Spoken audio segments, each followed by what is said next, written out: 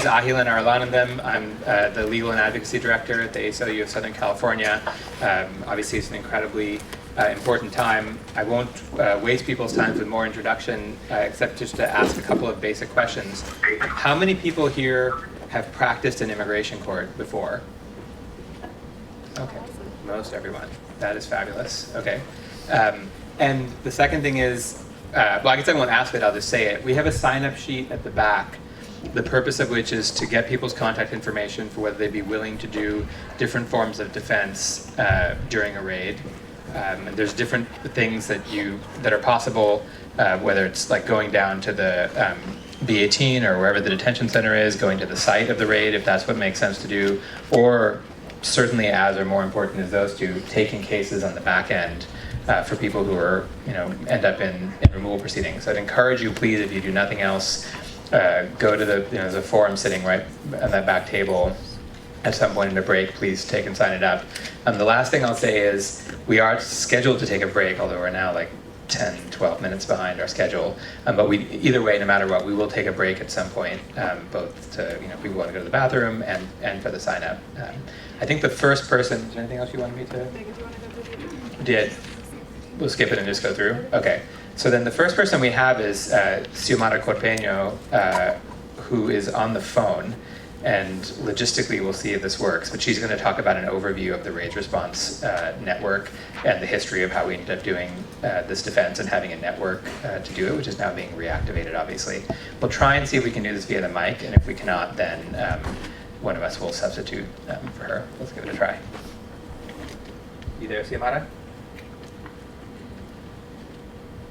Xiomara? Oh, sorry. I thought you were doing an overview of the whole agenda. But I can get started? Yeah.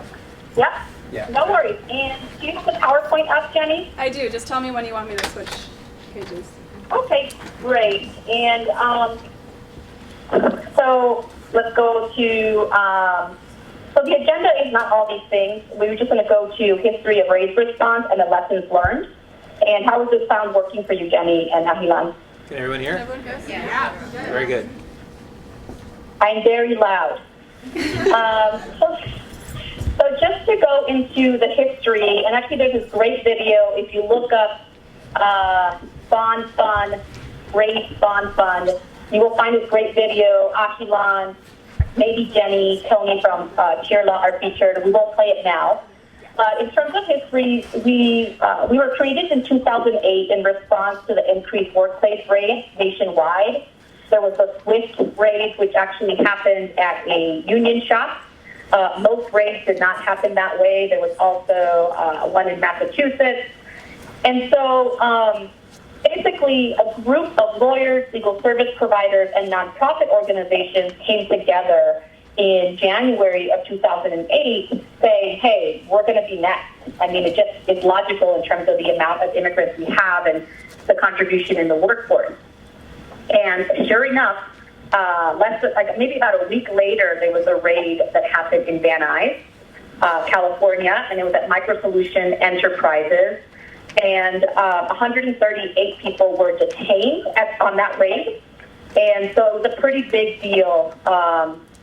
Because not only was it a raid, but it was a pretty high number of folks who were detained. And some of the things that happened in that raid is that, one is we got a call from ICE telling us about the raid because they wanted to be a humane raid so that people can figure out who's going to pick up their kids after school. But even so, we were able to send out our organizers and our members in Van Nuys to sort of scope out, and we have a base in the San Fernando Valley, so we quickly found the place. And then what happened was they wouldn't allow any of the attorneys to have access to the folks. And what we saw is that some people already had the Chirla Know Your Rights card. We have this video, Chirla Know Your Rights video, and a card that we had created, and they handed those. Basically, some people, it's called a red card, that ILRC has it, but the agents just looked at it, talked to the side, said, yeah, step over here. And one of the notable things, I think it happened in several raids, but in this one was the first one that we experienced. And so they actually said, citizens line up here, legal permanent residents line up here, undocumented folks in this line. So they basically had people self-select. So let's go to initial response, the slide after this. So in terms of the initial rapid response, so, in the middle triangle, you're going to see the network organizations. And so once we hear about a raid, we can hear it from media outlets. You might hear it just sort of from Facebook posts. Now I think we're definitely much more sophisticated and like fast traveling. It might be a text message. It might be a member of an organization saying, hey, I saw some activity. And so the first step, and you can press the button, it's on the right-hand side on the bottom, and the brown triangle is investigation of a possible raid. So first there has to be an investigation, and this happens in several ways. So the number one way is to send somebody out to scout the location. This is the work that we usually divided, like the nonprofit or the community-based organizations would do. It's mostly been CHIRLA at this point because we have the widest reach in the LA County area, but we're not the only organization. But and then CHIRLA usually would hear about it first. We'd actually ask partner organizations, hey, do you have anybody close to that location that can go check this out? And in checking out what is happening, we ask them to take pictures, tell us, okay, do you see officers? What are they wearing? What do their vehicles look like? Is it regular police activity? As many of you probably know, most times when we hear about a raid, it's a false alarm.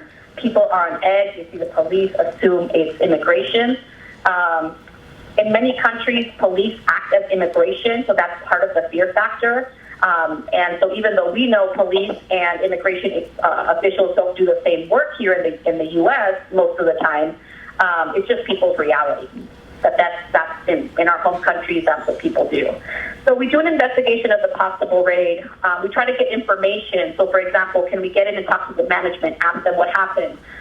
A lot of times when a raid happens, the family members will be outside because they got a call from the inside saying, immigration's here, they're going to take us. And so we try to get information of the relatives, date of birth, and names of the people working inside the workplace, etc. And then what we'll do is, once we start seeing that this might be a credible raid, we email the coordinating committee of immigration attorneys and say, hey, we're getting these reports. Is anybody down at B18 that could look for any of these people, or have you heard of any activity? We will also, and so that helps kind of solidify. It depends on how fast it takes to process them at the work site and then take them to the immigration holding. So then we'll click on the next piece. So then once we confirm it, we send an email to everybody, and we try to just share as much information as possible. And then we go into the second triangle on the left, which is the attorney response. So if it hasn't happened already, we send people over to B18. We try to get maybe, sorry, are we holding? You're good. Okay. We try to get people over to attorneys to B18 or to get, what is it, G28 for folks? Yeah. And trying to figure out what the heck is happening, and again, more gathering of evidence. But at this point, when there's a more coordinated attorney response, it's because we have confirmed something has happened. And so the coordinating committee made up of community organizations and attorneys will ask attorneys that they can start maybe looking into like the one or two names that they have. And we start putting a narrative together. And then the third piece of the raid response is having a political response. So that includes press releases by the organizations once we've confirmed it, also calls over to our members of Congress.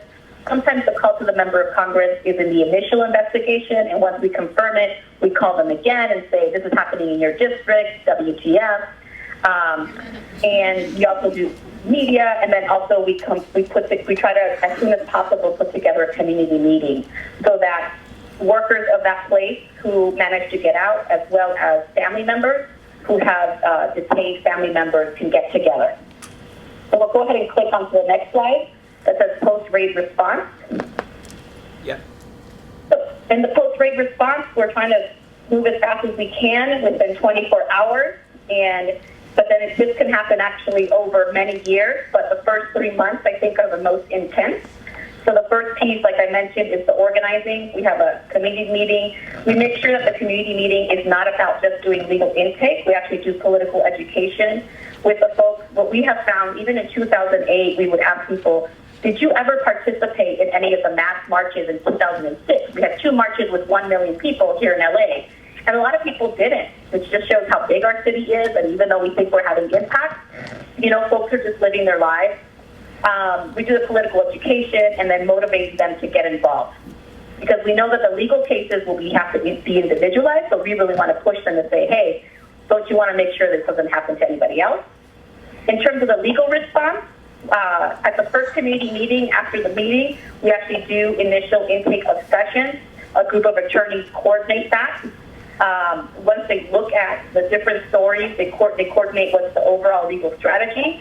Usually, the folks who maybe have a pending family petition or a U visa in the intake process are taken out, so they kind of can move on to get some kind of status. And then the rest of the workers, we figure out, okay, is there a motion to suppress? What can we say that happened in all these raids? And then, so there's an overall legal strategy, and then pairing the individuals who are affected with individual attorneys who can take on their cases. And then the political pressure, again, also continues. So once we understand how many people have been detained, etc., putting pressure on ICE and DHS, local and federal. Sometimes it's individualized cases. Hey, we have somebody who's pregnant. We have somebody with health issues, or why are they still detained? They already made bail, etc. Getting local elected officials, and then continued media coverage. And then we'll go on to the next slide, and then I'll be wrapping up. So these are the different types of raids that we've seen. I think 2 weeks ago we saw an enforcement and removal operations where you see sweeps in individuals, knocks at the door at 5 in the morning. And what we were seeing back then was, so they would come and look for the person, but they would also take any collateral people. Workplace raids, a lot of times it's an I-9 audit. But then there's also immigration is getting so good at their investigative skills that they will not just pick up people at home. We've heard and confirmed cases of people getting picked up near their kids' school, getting pulled over, a mile away from their house, or even they look for them at work. We also see customs enforcement. We'll see this mostly in downtown and also in the South Bay, where there's a lot of big warehouses where they're actually going after pirated goods and other customs violations. So there might be a big ICE operation. You will see the ICE trucks, but it's more of customs. We saw a lot of those in downtown. So they were confirmed raids, but they were not taking individuals. And then we had, I told you, which was sort of a workplace raid. The Club 907 raid was different because LAPD Vice Squad was investigating a taxi dancer club for prostitution. And when they did the raid, they found nothing.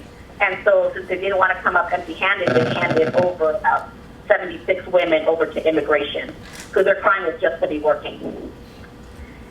So the next slide, in terms of lessons learned, I don't know if Ahilan or Jenny, we want to talk sort of about this, but I'll just add the quick ones that I feel like always bubble up. Is number one, individual attorneys really appreciated that there was a group of attorneys taking a lead and figuring out what the legal strategy was. They really appreciated that. Everybody in their private firms, they're like, we're so stacked with work, and it was kind of nice to just be able to this is our strategy, this is what we're going to move if the person didn't have another kind of relief. So that was really great. Another success is we bought people time. So we still have cases from 2008 that are still going to court. So these people did not get deported. In that time, maybe some of their kids are over 21 and could petition for them. Some people disappeared. That's what they wanted to do. But we were able to fight for them as much as possible, and that's another success. And in terms of challenges, the coordination has always been hard.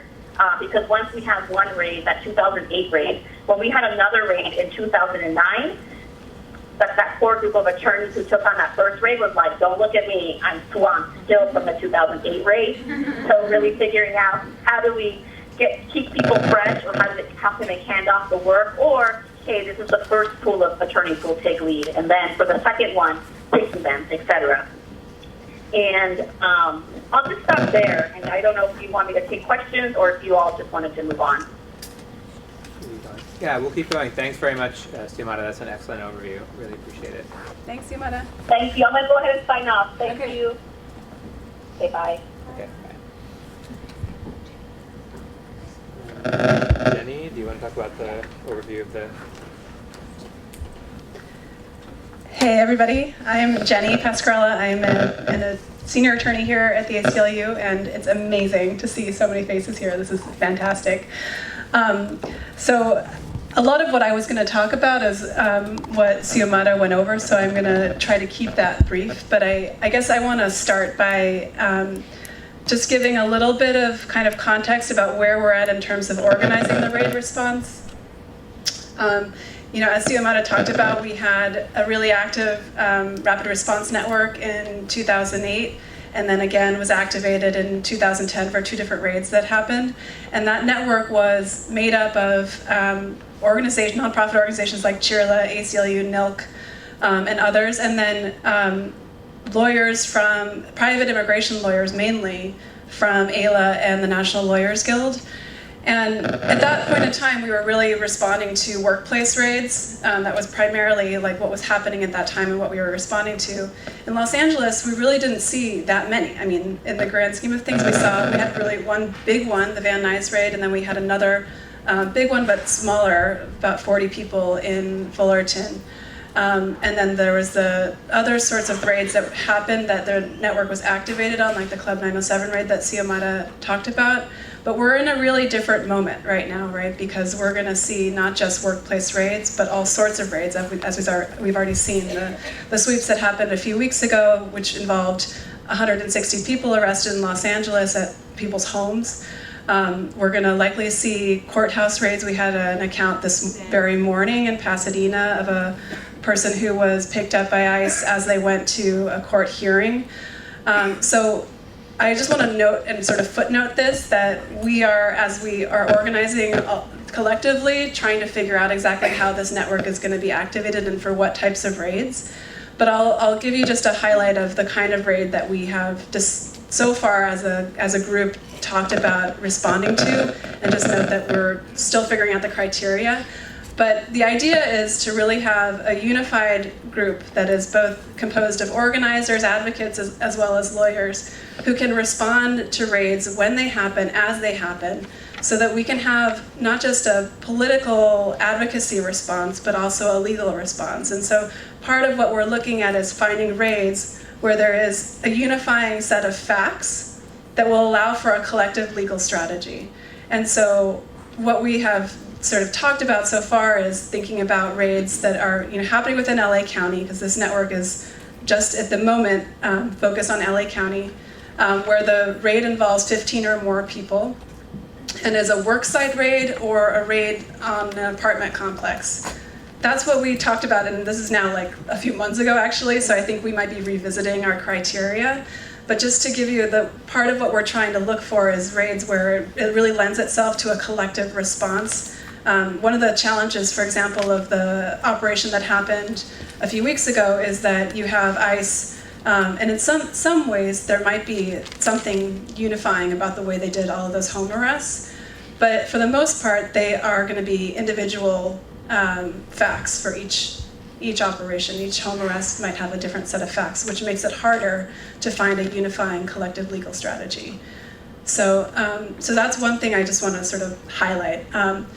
But like Xiomara talked about, I just sort of want to run through again quickly the way that the network is activated. And the first thing is, we get that report of the raid. And as you all are probably familiar, we're getting a lot of these reports right now. We're getting multiple reports every day, and most of the time, either we can't confirm it because there's not somebody there on the ground to respond right away, or sometimes we do try to verify it and it doesn't check out. Sometimes it does check out, like the case this morning of the person arrested in the courthouse.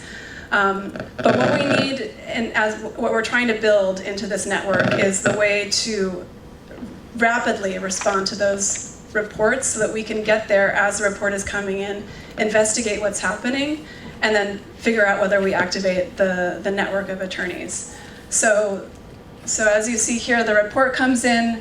We're going to have a coordinating committee, which we're in the process of figuring out who's going to be on that committee, but likely it will be the nonprofit organizations that are involved in the raid response, and it will be composed of lawyers and organizers. So the minute that a report comes in, we'll have a team that will immediately dispatch to investigate the raid. If the raid is verified, if we're able to verify the raid, that this is actually a raid happening, we will then, sorry about all the feedback. Can you go up one?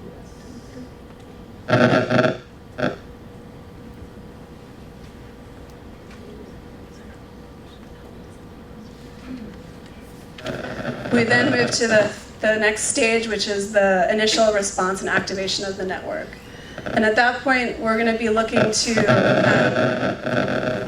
I should just turn it off. There's a phone here that may be causing interference. Oh, phone over there. Sorry, I don't know whose phone this is. Just, Someone charged Just me. put it on airplane mode or something.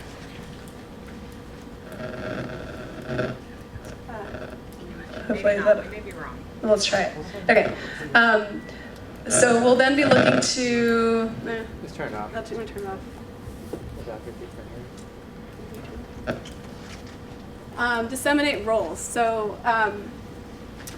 and this is important because, you know, as we've seen, like, these situations are super fluid, and we're going to have a lot of people involved, which is fantastic, but we're trying to figure out a structure to keep it organized and so that we have point people for each thing. So we'll have a point person who's in charge of intake. So that means a centralized way of bringing in all the information about individuals who are affected by the raid so that we can keep it consolidated in one place and keep track of who's affected and what are the circumstances of each person's case. Having somebody who's a point person on media who could respond to media queries, not necessarily do the media interviews themselves, but at least know who to ask to do it and be the central person to receive the media queries. Having additional investigators, fact finders, and that could be, you know, the lawyers, but it could also be organizers and others.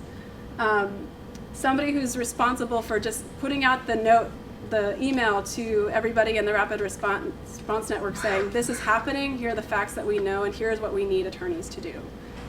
We're going to need to have somebody who's responsible for the piece that Xiomara talked about, which is the engaging with electeds.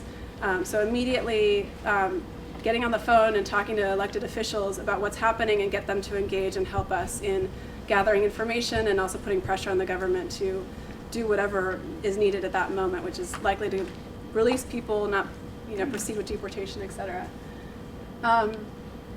Protest mobilization is a big part. I think for those of you who are following what happened with the sweeps a few weeks ago, you know, very quickly, Chirla mobilized people to show up at the federal building to be protesting what was happening, and I think that is a really, as we respond to raids, it's going to be increasingly important that we continue to mobilize people to come out just on the streets and help us keep up the pressure. And then internal communications, that's just sort of having somebody who's responsible for ensuring that everybody in the network is informed about what is going on. And then eventually, and we'll get to this piece, having somebody who's in charge of doing attorney-client assignments. So the next layer in the response is really about just in that immediate moment, the rate is going down, our priority is to stop the deportations and to get people out of detention. And so at that layer, and this is, as we can talk more about this, but I think for those of you who are not immigration attorneys, this is a level at which attorneys from all, you know, fields can participate and help in trying to get access to detainees, working on a team to litigate, you know, getting attorney access if the government if ICE is not allowing attorneys to come in to represent people, doing TROs to immediately get access.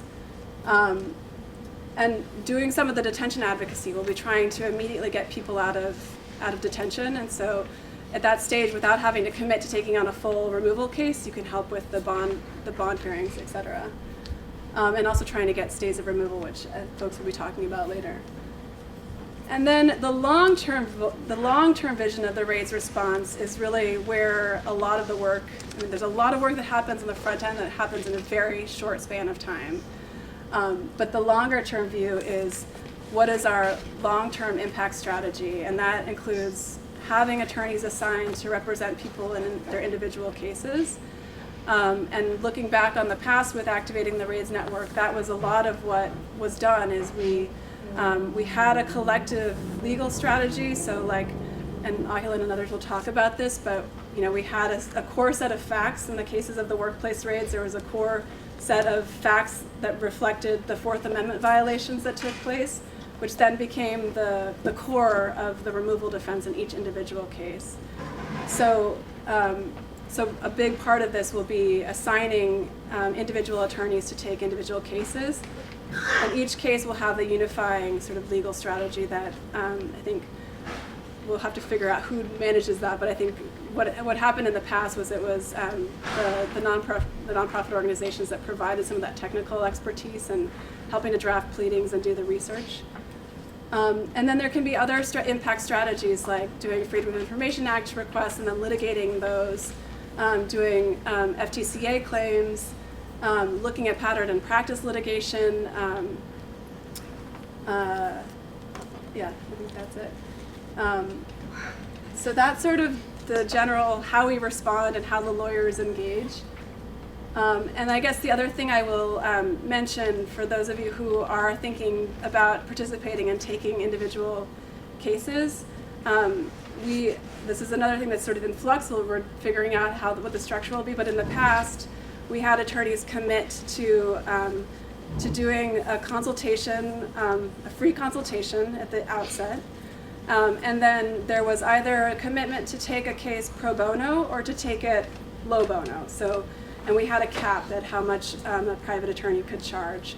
The logistics of that will be sort of defining as we go forward, but in general, the commitment is that you would take a case pro bono or low bono and that you would commit to being sort of held to the same standard as every other attorney in terms of how much you could charge. We have an intake form that the National Immigration Law Center has prepared, and I may not have enough copies, but we will definitely circulate this electronically for folks. So if you're with the same organization, maybe you could just take one copy per organization. And this is an intake form that's very comprehensive. It addresses all kinds of different raids, so you wouldn't use all of it in one raid. You would select the parts of it that are relevant to the type of raid that we're responding to. But it'll give you a sense of the kind of information that we need right away to assess the rate and how we would respond and what legal strategies we would use. Do you have anything else? That's good. Okay. Anything else? Jennifer and Megan.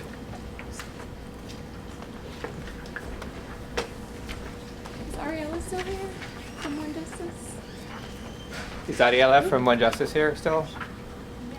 No. But you're here from One Justice, right? Yeah. Do you want to announce the survey? Sure. So we are going to send out a survey sometime this week just to see what committee folks want to participate in or what skills they have to offer within the network. So expect to have an email sometime this week.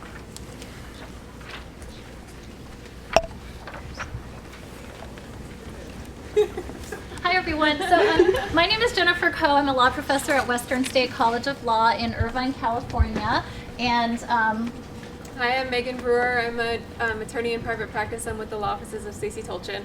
and it seems like we have a pretty decent amount of removal defense expertise in the room, but what we're going to try to do with this presentation is for those of you who are immigration attorneys, do an overview of the different types of removal orders that DHS has at its disposal, many of which allow DHS to summarily remove people without giving them access to a court hearing. And also for those of you who are new to the practice, give you a sense of what people who are caught up in a raid might potentially expect to see happen. And so in order to do this, what we did was we sort of developed a series of 6 hypos. You're not going to be tested on any of this, but it's just to give you a sense of different kinds of situations and prior immigration or criminal histories that might affect whether an individual gets funneled into one of these no court shadow removals versus whether they get a court hearing.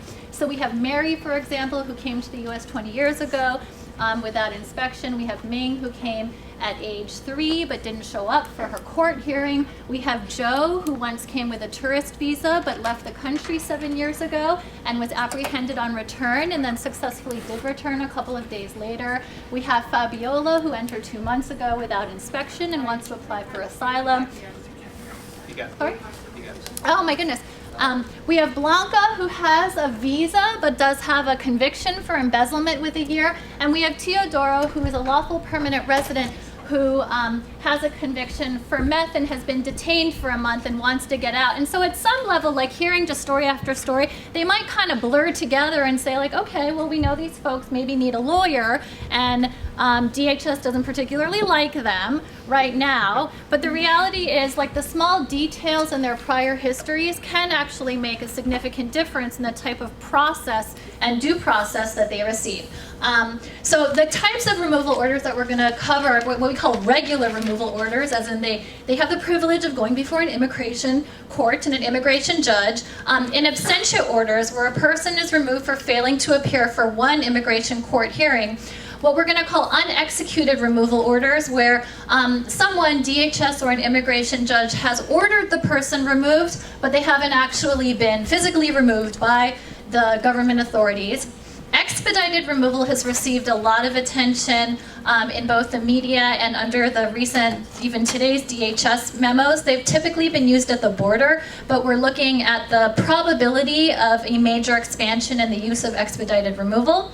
Reinstatement, which is for people who were previously ordered removed and re-entered. Administrative removal for non-lawful permanent residents who have convictions that DHS believes are aggravated felonies. And stipulated removals, which we haven't really seen very much of in recent years, but essentially involve a non-citizen waiving their right to a court hearing, usually after they've been in detention for too long. All right. So we're going to go to regular removal proceedings. Okay. I'm going to cut short a lot of this because we're behind and a lot of you are immigration attorneys, but the example that we used for removal proceedings was Mary, and this is basically like your maximum due process. You get to see a judge and there's different phases to it. So, and also part of the purpose of this that we're talking about, like Jenny was saying, how you will respond to raids, we're going to talk about the defenses to the various types of enforcement actions that are going to be taken. So, later in this program, there's going to be presentations that will cover motions to suppress and motions to terminate, which will be part of the collective legal strategy. When someone's placed in removal proceedings, a defense is also to file motions to terminate because the prosecution hasn't met their burden to establish removability, so that would be an individualized thing. And then also applications for relief, which covers everything from asylum, adjustment of status, and many other things that the person may or may not be able to apply for. Okay, so a lot of this is what we saw a couple of weeks ago, and we kind of think that we're going to see more of it because they're going after the low-hanging fruit, the people that it's easy for them to detain and remove without them having access to a judge and without us being able to do a lot about it. But this is people who have already been ordered removed and they have not left. So this is mostly going to cover removal orders that were issued by an immigration judge. And this could be the person being ordered removed in absentia when they didn't show up to their hearing, or just removed at the end of their case because they weren't granted any relief or they didn't prevail on a motion to terminate. So we're thinking of having our legal committee develop some templates for these. We can do for lack of notice for in absentia orders, and the great thing about that is that if we file a motion to reopen based on lack of notice, we can get an automatic stay of removal and also get 14 days to supplement the motion. So that gives you time to investigate and figure out if there really was a lack of notice or why there was a lack of notice. And then I think we're also considering coming up with templates for different common countries, motions to reopen for asylum based on changed country conditions. And with that, there's no automatic stay, so you have to apply for one. And then another type of motion to reopen is based on ineffective assistance of counsel. I think that's going to be more difficult and requires you to look into the record more, so it might be hard to have a template. And then, like I said, you would need to request a stay of removal if there's no automatic stay. All right, great.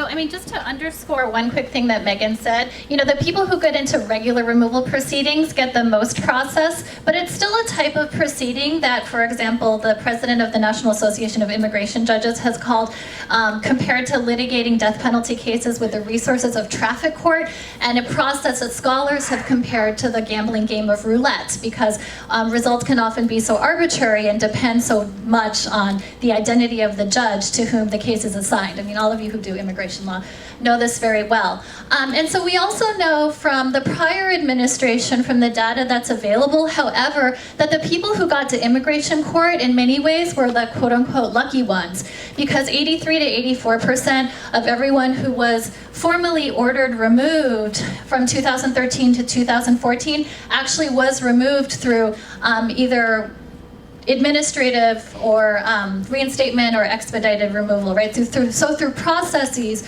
where DHS, a low-level DHS officer, actually acted as judge, jury, prosecutor, everything throughout the process. All right.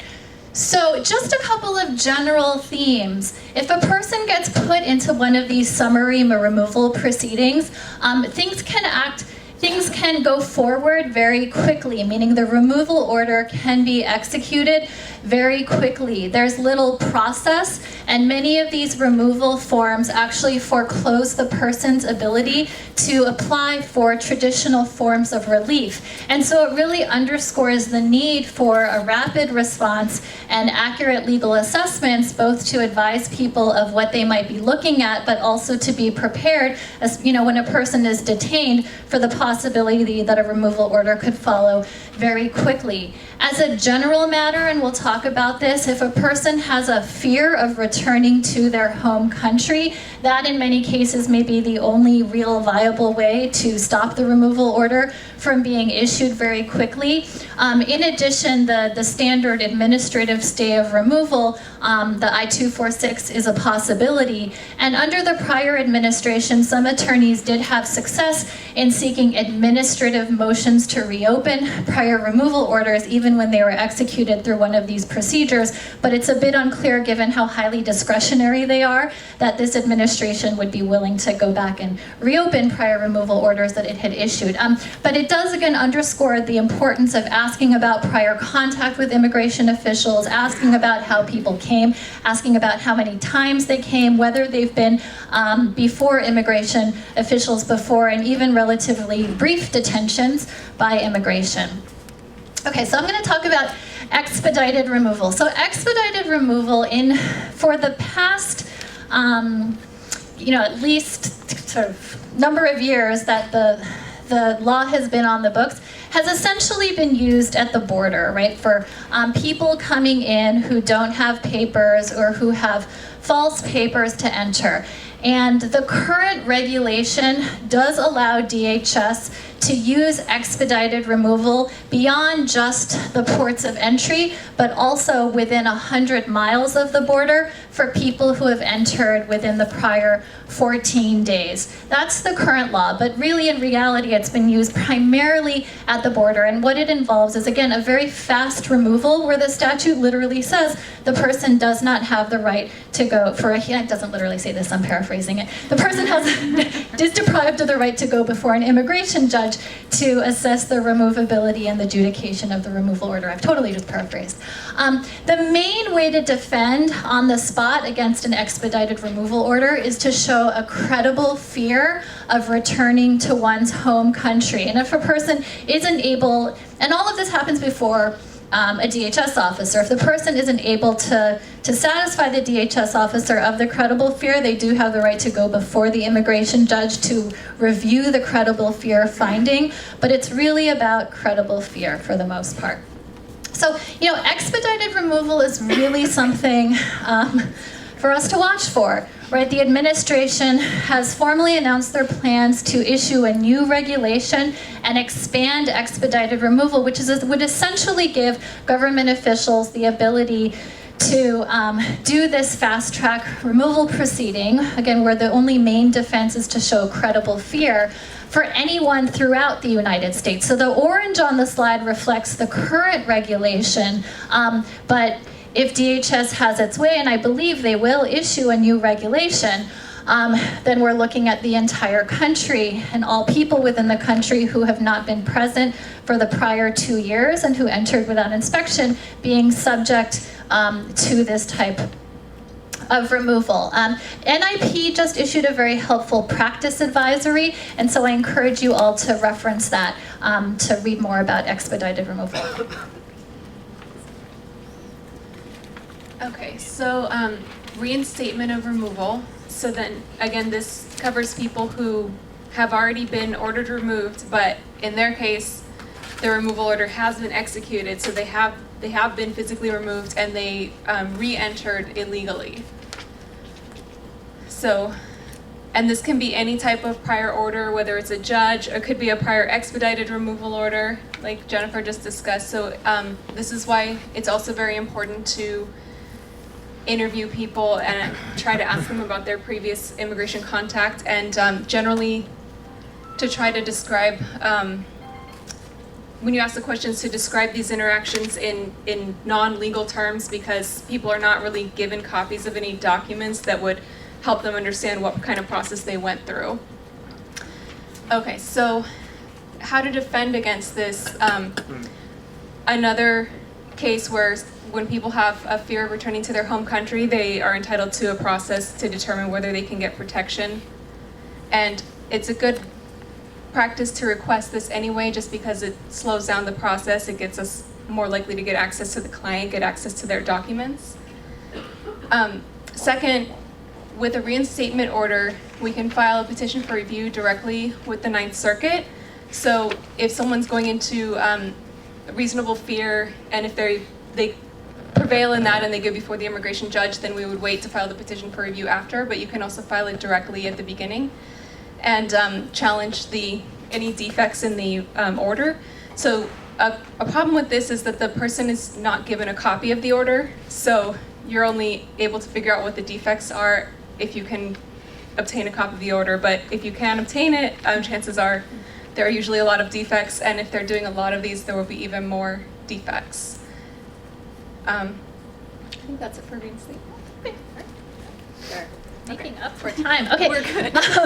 I'm going to talk next about administrative removal. So administrative removal is yet another distinct mechanism and tool that DHS has at its disposal. And I should mention that each of these processes are governed by their own statute and regulation. So, for conceptual purposes, it's easy to talk about them generally as summary removals or shadow removals. But in terms of the rights and defenses and procedure that attaches, each one has their own statutory and regulatory framework. Okay, so administrative removal is for non-lawful permanent residents with convictions that the government believes are aggravated felonies. And so when I say non-lawful permanent residents, it doesn't just mean people who are undocumented. It means literally anyone who has a status other than lawful permanent resident or, of course, U.S. citizen. That can include people who have DACA, who have H-1B visas, other kinds of temporary visas. It actually includes people who have conditional lawful permanent resident status because they got their green cards through a marriage that was less than 2 years old. So that's one piece of it. And then the second piece of it is that they have a prior conviction on their record that is considered an aggravated felony. Now, just because DHS, just because a sort of non-lawyer ICE officer believes that the conviction is an aggravated felony, many of us know that that doesn't actually mean that the law says the conviction is an aggravated felony. And whether a conviction is or is not an aggravated felony is subject to, like our twisted analysis that we all know and love is the categorical approach. Nonetheless, if you see a case where someone falls into this category, non-lawful permanent resident, with a conviction that at least DHS thinks is an aggravated felony, what it does is it gives DHS the power to not put the person into the regular removal proceedings. It actually could even give the trial attorney the power to take them out of the regular removal proceedings and then instead funnel them through this sort of backdoor process, right, that doesn't involve an immigration judge at all. So the administrative removal regulation actually provides for a little bit more process than arguably, say, expedited removal does. The administrative removal regulation does give the non-citizen the right to have notice of the allegations, to inspect the allegations, to inspect the evidence and contest the allegations related to their status or their aggravated felony conviction. But there are time limits, and so all of this does have to happen within a matter of days. Also, NIP also issued a very helpful practice advisory on administrative removal just a couple of days ago. And the legal conclusion, right, the legal assessment as to whether the conviction is or is not an aggravated felony is something that should be contested during this regulatory process, even though the forms themselves don't actually make clear that that's sort of a position that you can take. Look, I don't actually think my conviction is an aggravated felony. Another way, if a person is not going to attack the statement that they're not an LPR or that their conviction is an aggravated felony, is again to show reasonable fear of return, right? Enough likelihood of persecution that the person would have a reasonable fear of return to their home country. And I should say, we mentioned reasonable fear with both administrative removal and with reinstatement, which Megan just covered. If the person does sort of like pass through the gate of reasonable fear, they are put before an immigration judge, but they're put before an immigration judge through, it's like second-class immigration removal proceedings called withholding-only proceedings, where arguably the only form of relief that they're allowed to apply for is withholding of removal, which is, again, sort of like second-class asylum status. You're not returned to your home country, but don't get all the benefits of asylum. Okay, with administrative removal, the possibility of filing a petition for review to the Ninth Circuit exists as well, again, to contest mainly those legal determinations that are inherent in this administrative removal process. All right, that's all on administrative removal. Check out the NIP practice advisory. So how many of you guys have seen a stipulated removal order? All right, I mean, you know, it's always a good thing. Okay, so our little example here is, let's take a non-citizen whose name is Teodoro. Let's say he's a lawful permanent resident. Let's say he has a conviction for possession of methamphetamines. And so he's been detained, and he's been there a month, and he's just really desperate to get out. He has kids, he has, you know, a health condition, whatever, and he's not able to. So what the stipulated removal statute does is it gives ICE the power to issue a removal order for a non-citizen who chooses to waive their right to an immigration court hearing.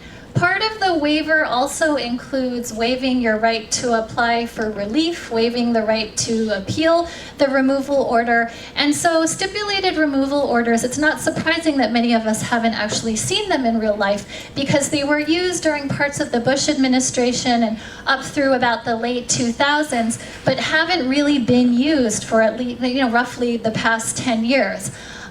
What we did learn about stipulated removal orders when they were used was that there's a huge potential for coercion, there's a huge potential for misinformation. In a FOIA request that a number of advocates did related to stipulated removal, we literally uncovered like scripts that were written in horrendously broken Spanish that would say things like, you will not see a judge for 4 months or 6 months, and even if you do, you will not be able to win your case, because the only way to win your case is if you have US citizen family members.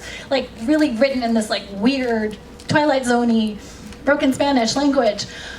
And the Ninth Circuit has suggested actually that the practice of having people sign stipulated removal orders and then having judges sign off on the removal orders without actually conducting an in-person hearing to assess whether the waiver of rights was knowing, voluntary, and intelligent constitutes a violation of procedural due process. So there's a good case in the Ninth Circuit, Ramos, that also had these like horrendous translation issues between the ICE officer and the non-citizen. It's not something that any of the DHS memos or executive orders have explicitly talked about, but I flag them because this tool is available, because it has been used in the past, because other circuits have not necessarily found the same level of procedural due process problem inherent as part of the stipulated removal process. And one thing that the executive orders and memos do suggest is that the administration will certainly use every tool that is available to them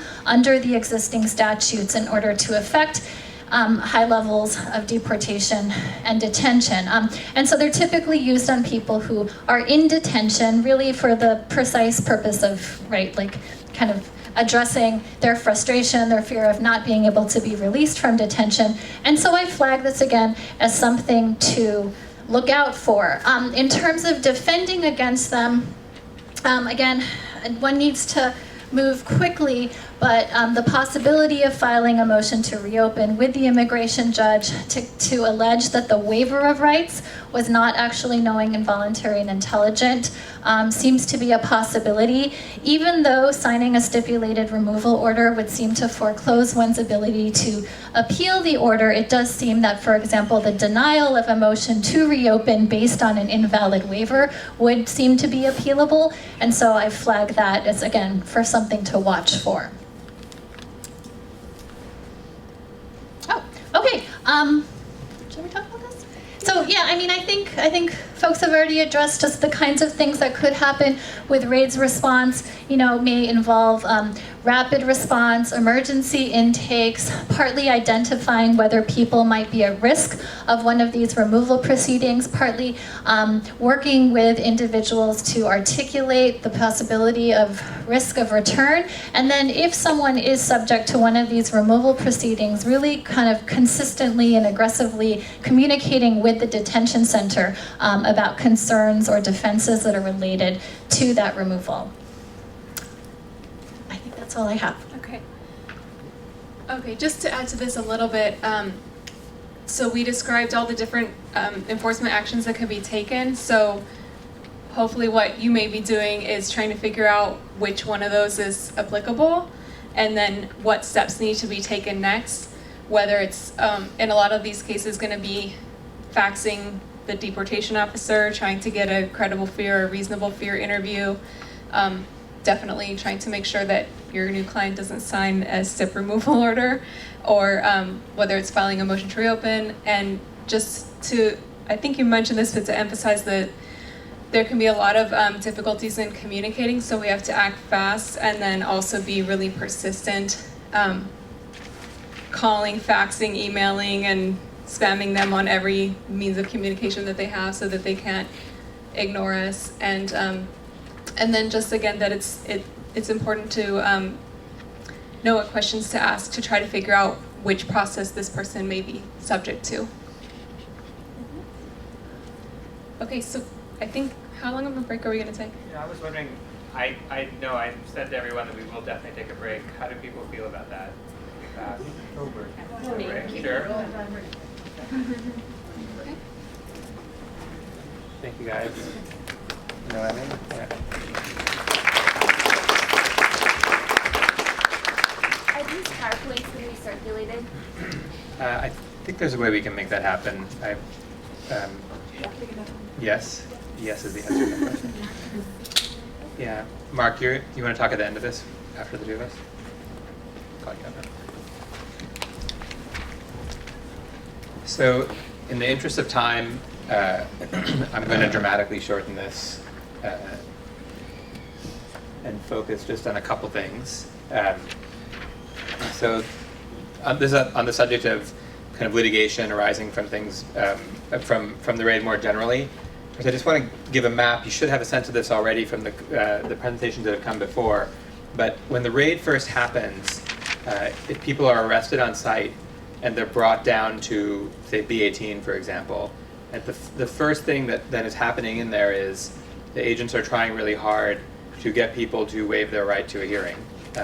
And so whether it's stipulated removals back in 2008, or for people who are reinstatements, getting them to sign the reinstatement, waive the right to a reasonable fear interview, or whatever the other processes are, there's all this pressure going on, right? And what we're trying to do imagine the response has happened, a bunch of attorneys have gone down to B18 and they're trying to get in.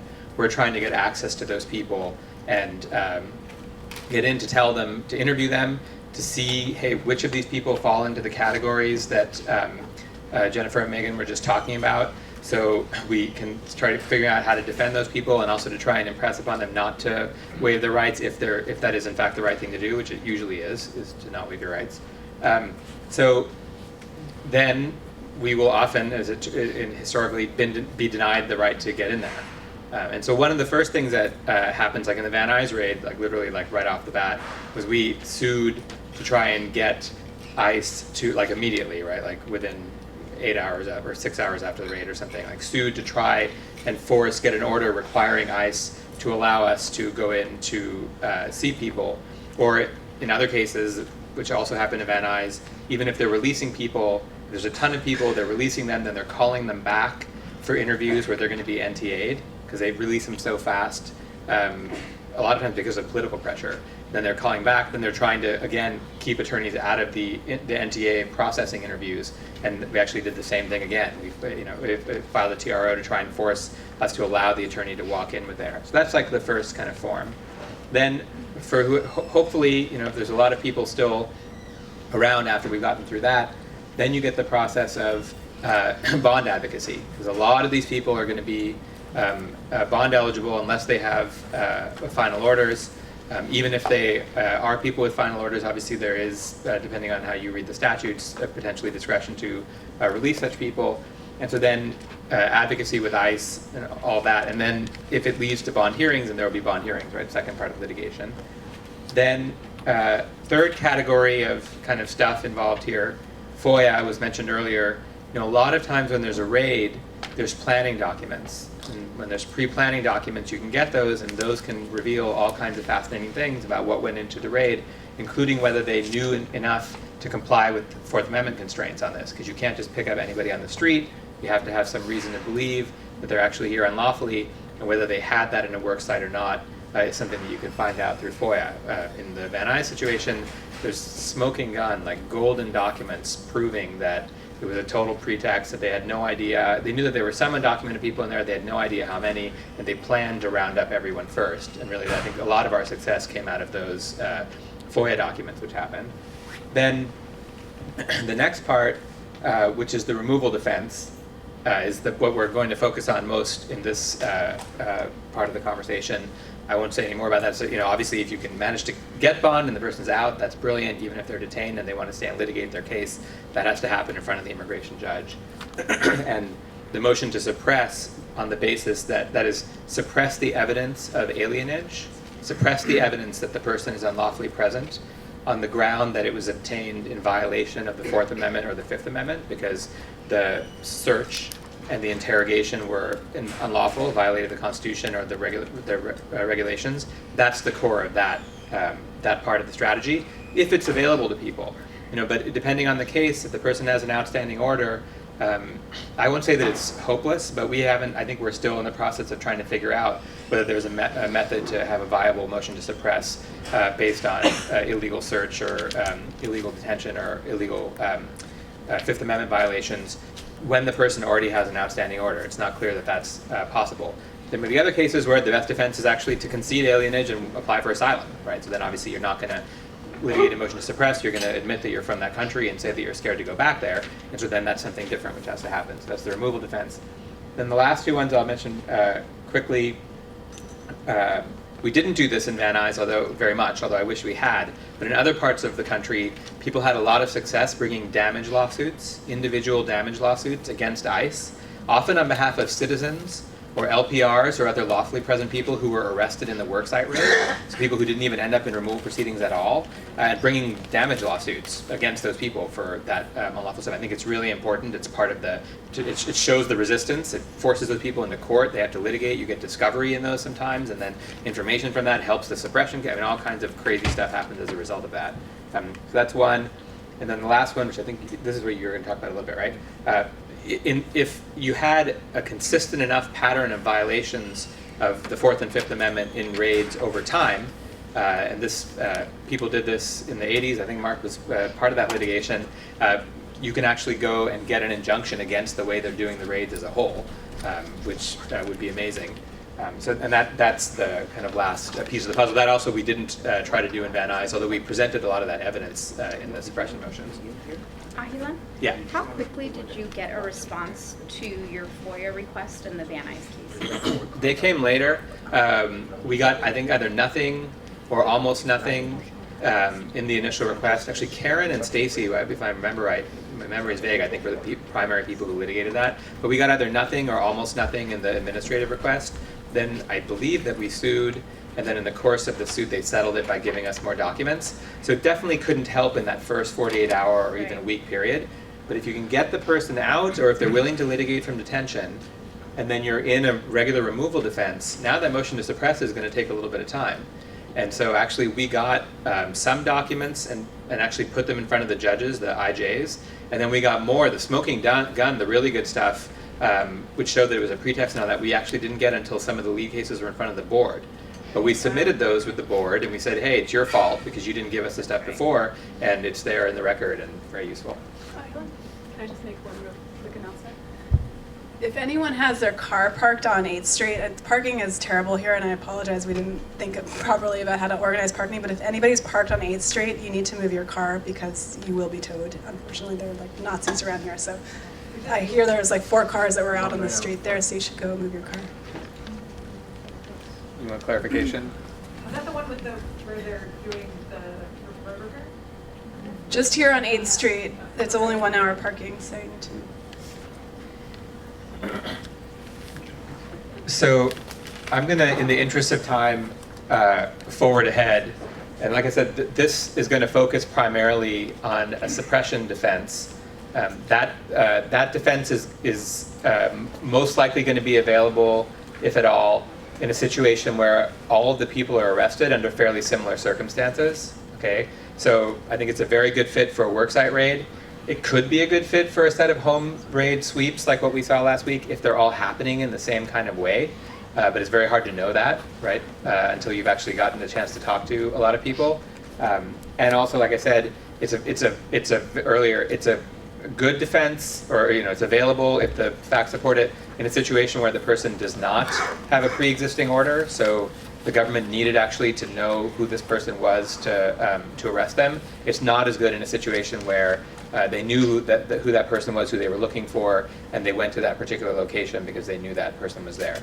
And the basic reason for that difference, just to speak in very general terms, Fourth Amendment, this is a longer presentation which has like a lot more detail in it, and I'm kind of skimming it for the essence. But essentially, the Fourth Amendment says you can have more intrusion, more seizure, like more constraint on a person, if the government has more reason to believe that that person has done something wrong, is here in violation of the immigration law, or has committed a crime, or whatever.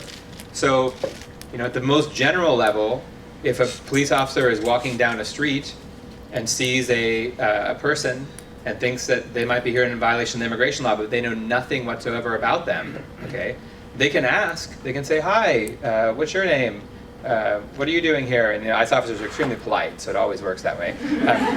And then, in theory, this is like how the law sees it, right? This person, you can have a consensual conversation. Just like I could walk down the street and talk to any random person and have a consensual conversation. So then the person can say, "Yes, hi, my name is blah blah blah." But in that situation, right, as in any kind of conversation, that person is free to walk away, right? And so the law, the theory of that initial encounter where you know nothing about the person whatsoever, like there's no prior information. This is a person who, say, is iwi, or they could be a citizen. You have no idea which is which, okay? And they're just like showing up, and they're just talking to that person. The theory is that is only permissible because there is no restraint operating here, and that person is free to walk away anytime. Okay, that's how the Fourth Amendment kind of views it. Okay, then, as you have more and more information about a person, you can do more to restrain their movement. And I will flip, this is my, so here, check out this quote: "An immigration officer, like any other person, has the right to ask questions of anyone as long as the immigration officer does not restrain the freedom of an individual not under arrest to walk away." Okay, And this does not come from like the ACLU's KYR materials or something like that. You know, that's in the regs. Okay, that's the rule. The regs actually, remarkably, are incredibly closely aligned to the Fourth Amendment. It's just that somehow it gets lost in translation as you move on. You know. So then I'll skip ahead. That was my fantasy island for when. That's the last time there was a consensual encounter on a street between an ICE agent and I'll skip again. So then, the next kind of level that's relevant, fixed border checkpoints are a separate thing. We'll skip that for now. That's something else. But detention, that concept of detention, brief detention, is when the officers have some reason to believe that the person is unlawfully present. Okay, they don't know it, but they have some reason to believe it. Okay, and that's enough to justify a brief further investigation. Okay, so if a person in a voluntary encounter says, you know, I'm actually here unlawfully, I don't have any valid documents to remain in the United States, you know, then the ICE officer, then after that, okay, then the ICE officer has a valid justification now to investigate that person further, to run their name against queries and to find out that they have an outstanding order or whatever it may be, right? But the key is, of course, the order of that. Right, what you cannot do is stop the person based on nothing, restrain their movement so they're not free to leave, ask them the question, then get the answer. Okay, and now that the detention came first, now you have the reasonable suspicion, and now you do all the rest of it. And that basic difference, which is like, when did the constraint on movement happen? When were you clearly not free to leave? Was it before they knew that you were here in violation of the immigration law, or was it only after that they knew that you were here in violation of the immigration law, right? That's the whole thing. That one bit of time, that's the whole thing for the worksite kind of traditional suppression motions that we litigated in Van Nuys and to some extent in Terra, and that happened in all the the raids back in 2008. I mean, in that time period. And there's extremely good, really clear Ninth Circuit law and other circuits, all the circuits for what it's worth, that they cannot just stop you. If they're restraining your movement, they have to have individualized suspicion as to you in particular, that you here, not just all the people in this work site, we knew there were some undocumented people. No, it's like you. Did they know that you were unlawfully present? They have some reason to believe that. And if they didn't have that, then it's a violation of the Fourth Amendment in the work site raid context. I think I'm going to skip a bunch more. Yeah, so then a lot of it, how do you know whether you're free to go? Okay, and this is important because the cases, one of these, it's in the slides later, which I said we'll circulate the slides, but INS v. Delgado is a Supreme Court case which upheld a worksite raid essentially, where on those facts, they make it sound as though it's actually consensual encounters. And they're like, they're just conducting a survey, walking through the factory. And they're like, what's your situation? What's your situation? And they're like, they were always free to go. They could always walk outside. And that was literally the facts on which it was based.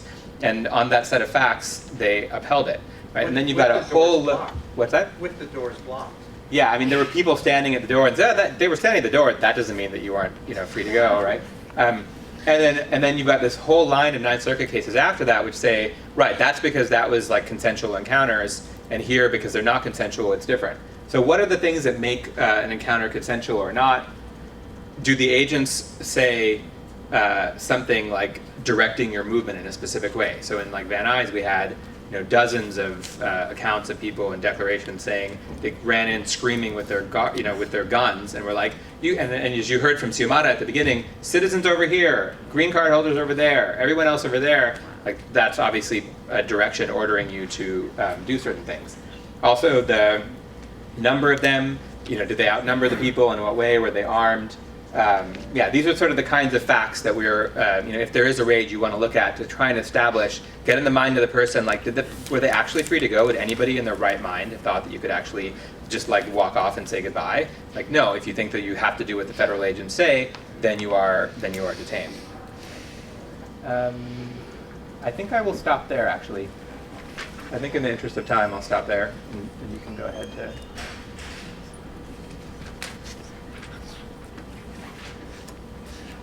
There was a slide on sharks. There you go.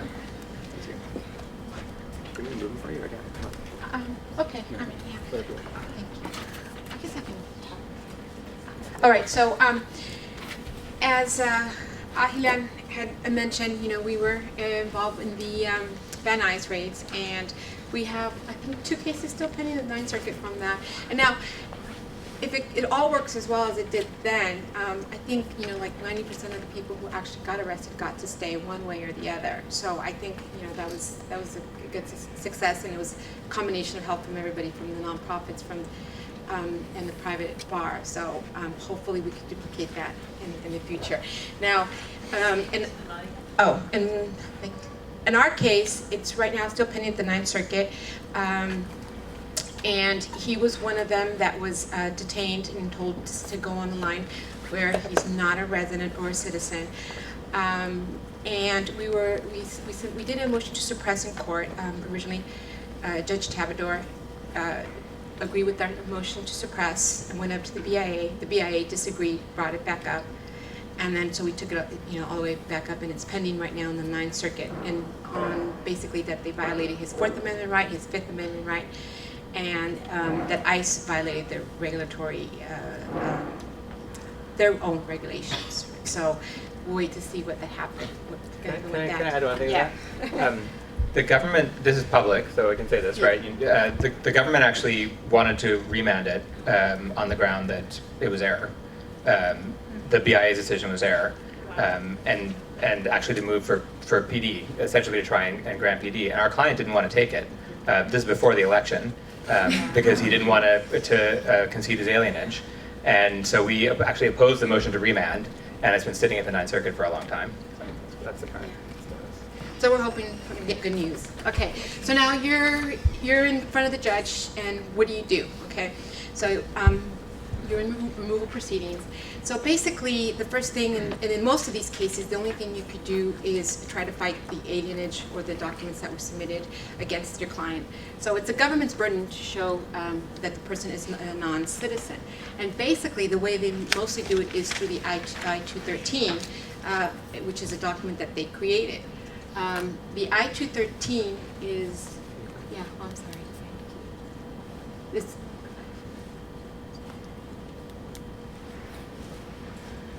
Okay. So there's some case law to show. Okay, so now the I-213 is presumptively reliable. So if it's done, during the course of business, then they presume it's reliable, and you can't really and so you can't really contest it unless you can find that there's some that's been that the respondent. That's not reliable, or there's some contradictory evidence. And now in this case, in the Van Nuys case, a lot of the I-213s were done very poorly, in the sense where the name, where it says name was one thing, and then down at the bottom it was another thing, or on one sheet they were from one country, and the next sheet it was from a different country. So so it's always good to be able to fight the I-213. So the minute you find something that's contradictory, or that the document is not reliable, then at that point you place your objection. And many times the judge will ask or have the officer come in to testify to try to bring in the I-213. However, in this case, they didn't, and they took affidavits from the government and from ICE to try to prove the alienation. That's why Tabador was able. Oh. And that's why Tabador was able to terminate proceedings, because they found that the I-213 was not reliable. And so this is some case law attacking the authenticity or the facts on the I-213.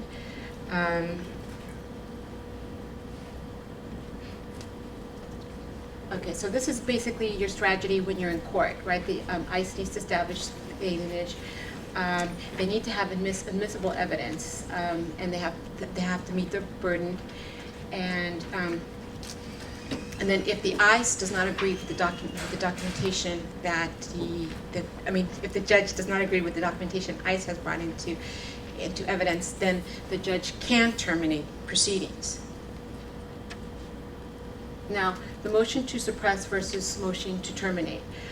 Basically, the motion to suppress is based on constitutional grounds, what Ahilan talked about in the beginning, whether it's been a violation of the Fourth or the Fifth Amendment, in order to keep out the evidence. Now, a motion to terminate, you could attack it on regulatory grounds, and it has more of a sense of a sanction, right? Basically, because the motion to terminate is based on regulatory violations, and in order to find a regulatory violation, you need to.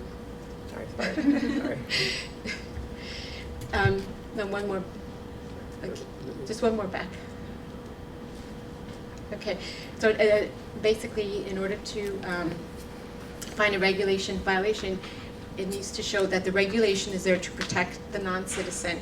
The government violated that regulation, and then thirdly, and this is the hardest one, is to show that the violation prejudiced the respondent, and then at that point, then it can be excluded. Next one. Yeah. Okay, and so here's some BIA cases that talk about the regulatory violation. And go ahead. Sorry. Okay, so now the advantage of the motion to terminate on it by itself is basically you put okay.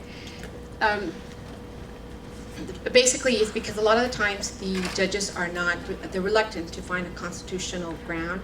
So that's one way to attack it. Also, if you find a regulatory violation and you could terminate, you could actually tell the whole story. And when you're doing a motion to suppress, you cannot.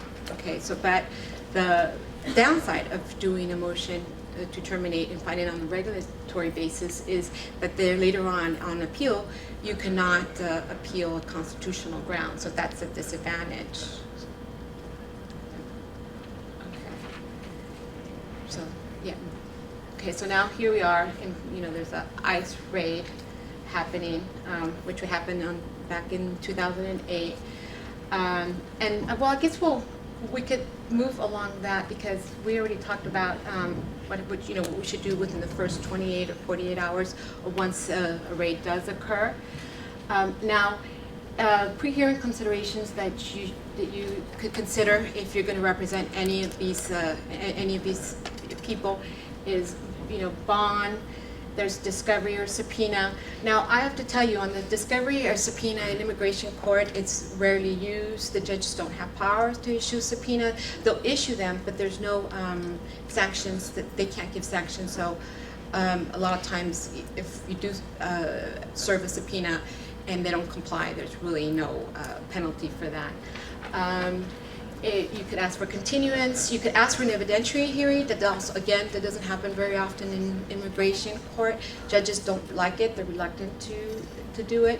But that's that's a good tactic also to do. And then request anything, right? Request anything because you need to exhaust all your remedies to make sure you have an appealable issue. Because a lot of times in these cases, your best bet is probably winning at the Ninth Circuit, because even if you do win at the immigration level, you know that the government's going to appeal it. So, and then the BIA pretty much rubber stamps what the ICE says, and so a lot of times it's always bet you're usually going to win in the federal court. Okay. Okay, so we're requesting an evidentiary hearing. Like I said, it doesn't usually happen in immigration court. Judges don't like it. They tend to be a little hostile against them. But they may be a good idea, and especially. Normally, is that when you're contesting the Act 213 or the same image, or you're asking the government to prove their case and deny all the allegations? Yeah, and any of the issues, yeah, you could request an evidentiary hearing. On the suppression motion? On the suppression motion, yeah, on any of the issues that you mentioned. Okay. So, yeah. Okay, now here are Here's a list of some of the regulatory violations that you could take a look at. When there's no detention without reasonable suspicion, no arrest without probable cause, no coercive questioning. All those, if they violate any of those, then you could object them on the regulatory violation. Here are more possible violations. They commit them all the time. Okay. Well, this is pretty much what Ahilan had covered earlier. An arrest without a warrant, or so if a person gets arrested, just remember the person who issued the arrest or the warrant has to be the different person who is questioning the client once they bring them in. So that's something to look at when they provide the documents. Right to counsel, they don't have any. Basically a right to counsel, you have it, the regs say, and I believe the Ninth Circuit is pretty clear on that. It's only after the NTA has been issued and you've been placed in proceedings. Unfortunately, not before that. Now, some practice tips. Bond, you could try to request bond. Look out for independent source issues, meaning that if your client gets detained, the ICE or USCIS may have information on your client for independent reasons. An I-130 was filed, consular issues, anything else. They filed some sort of a case before that they can, that's not under the Privacy Act and that they can use against your client. The consular database, all these are independent resources. Fruit of poisonous tree. Usually, it doesn't really apply here on the I-213s. If you want to, basically challenge it on the basis that, no, you wouldn't have been looking for that information if you didn't have my client, that doesn't really fly in immigration court. They will use it if they found some sort of information regarding your client, some sort of independent resource. Source. So basically, make sure that you not to give any information, no date of birth, no place of birth. Maybe for time. Yeah, I guess for time, we could skip this one. Oh, and then and never give up. There's Frederick Douglass, who I guess is still around, right?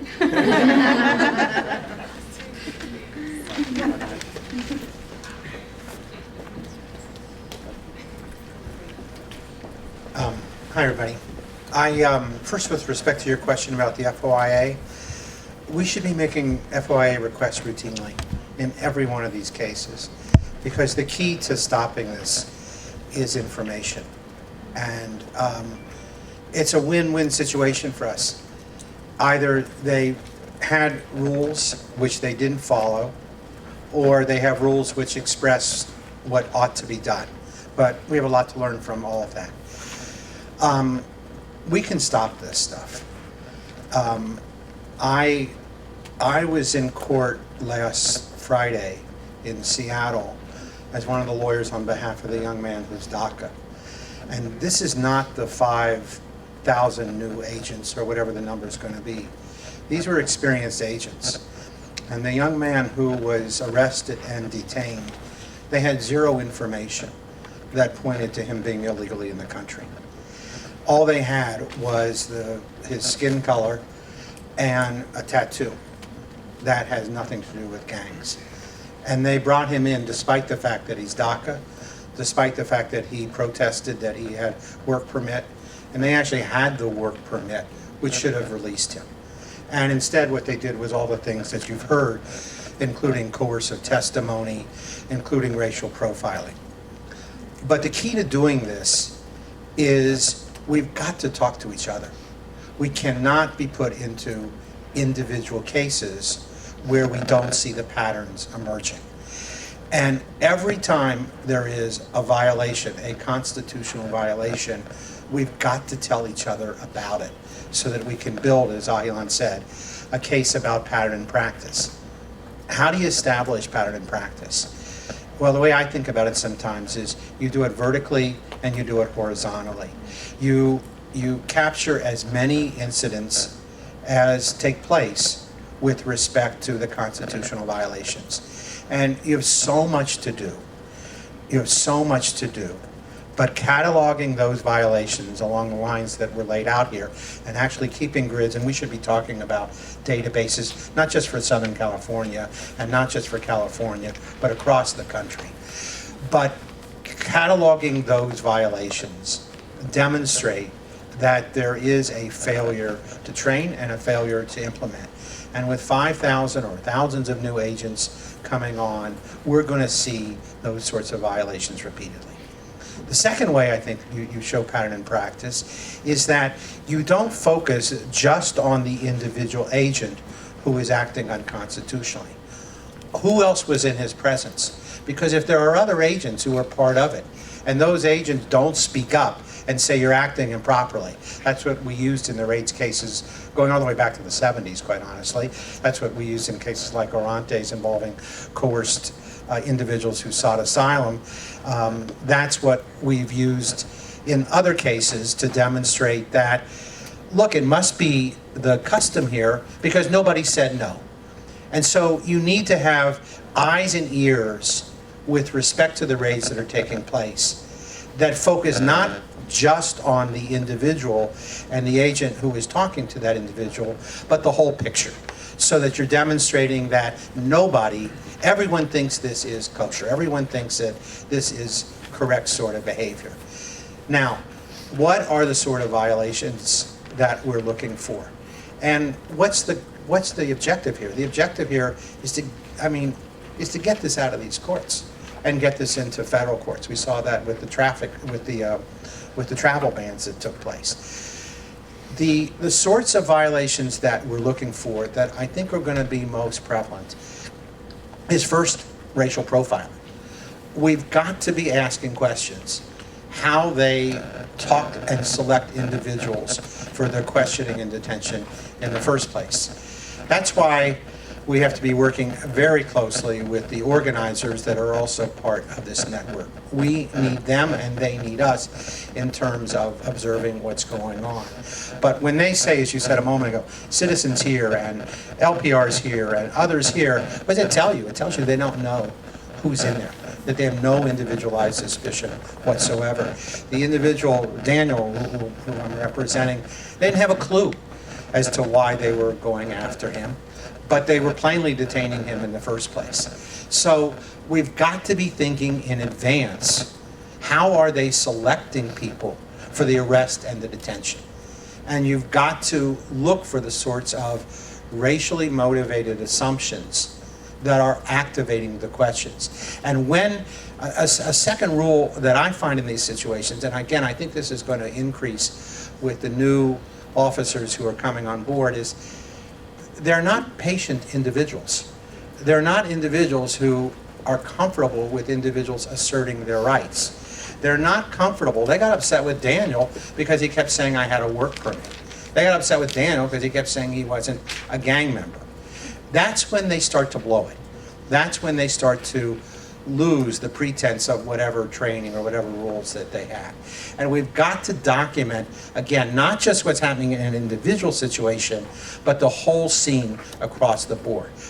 That's why if there are citizens who are present and there are LPRs present, it's not just how they're treating your clients, but it's how they're treating everybody in the scene itself. How do they make arrest?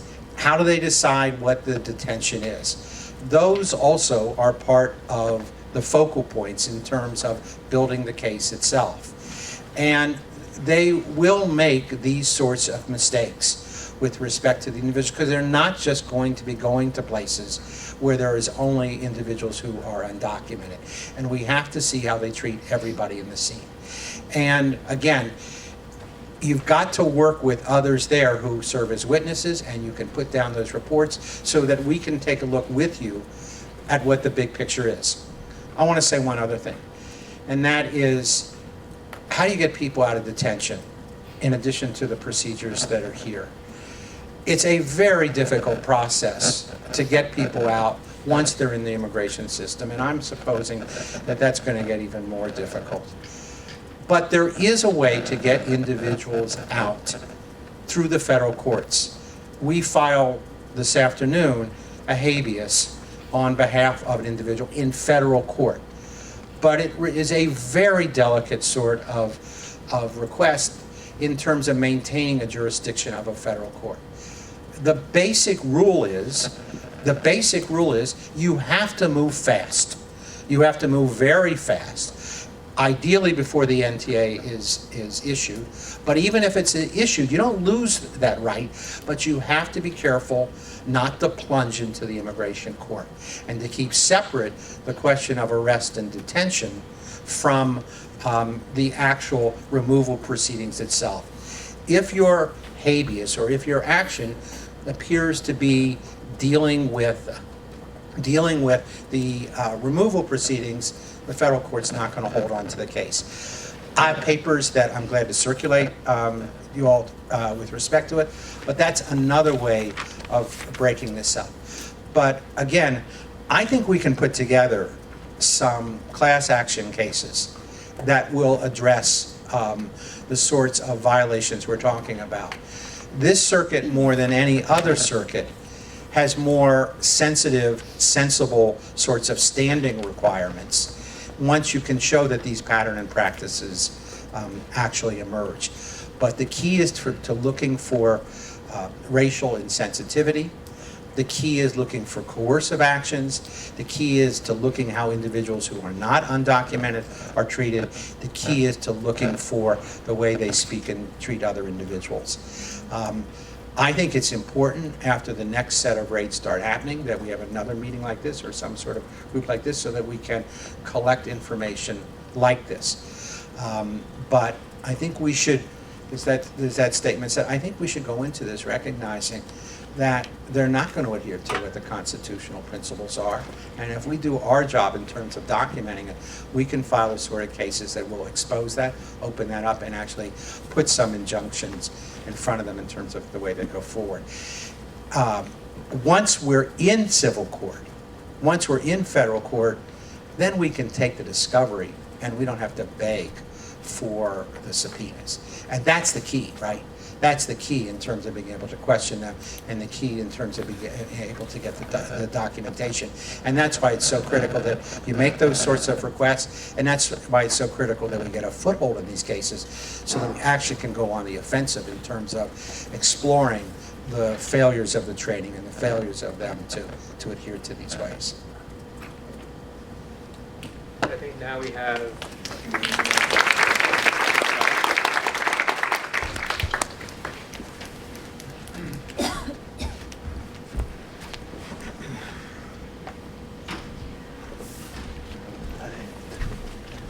slides since I made life hard for Noemi. Wait, you're not going to move my slides? You want me to? I can if you want. Yeah, if you're willing. Sure, okay. And I have some materials to pass out. I really apologize. I only brought 50 copies. I'm excited to see that there are so many more than 50 people here. But maybe if you can try to share with the people around you, and then we can circulate them electronically.